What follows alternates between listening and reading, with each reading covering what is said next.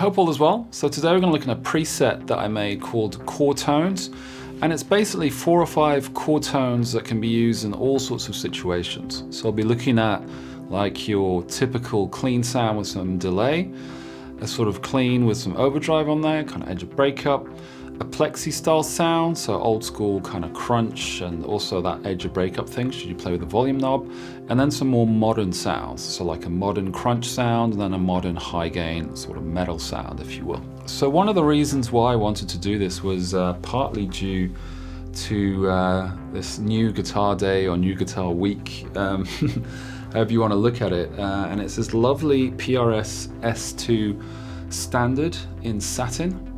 A huge thanks to Jens from Kleinanzeigen who let this go, and I've been playing it ever since I received it, and it sort of fills the gap that I felt I had in my small collection. So I've got mainly single coil guitars, I've got 2 Telecasters, I've got a Stratocaster, and then some more metal orientated guitars, a Solar and an Ibanez. And I kind of wanted mahogany, Les Paul SG, that kind of vibe, and while I was looking online, this showed up, and really enjoying it so far. So that's what we'll be listening to today.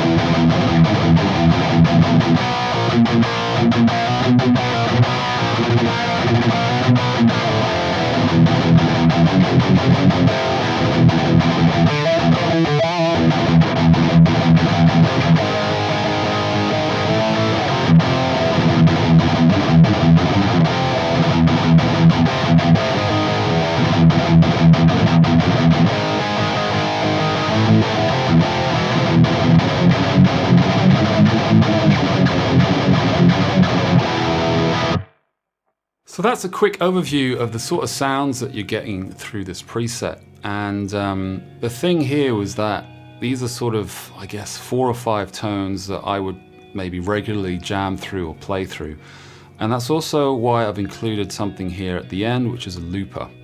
And the way it's set up is the playback level's a little bit below, but you can use it to basically record ideas, or say record a clean section, change scene and do a solo over it, and vice versa if you want that.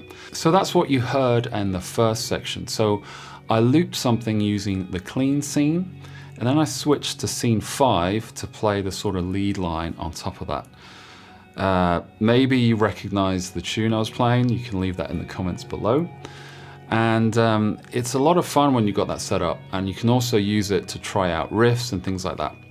As I showed in another video, if you say put the looper at the start, you can also use it to dial in different tones that you're using on the amp cab drive and so on. So the thinking here with the different amps is that they're all set pretty neutral or balanced, if that makes sense. And the idea for me was that I'd have like a bass starting point, and then when I'm trying out different guitars, I would have some idea of like, okay, so maybe I want to add this or take this away.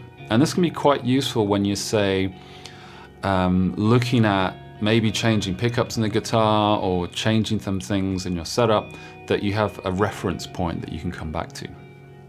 So I just added something to the preset that wasn't there before. So this is a correction after the first part that I filmed.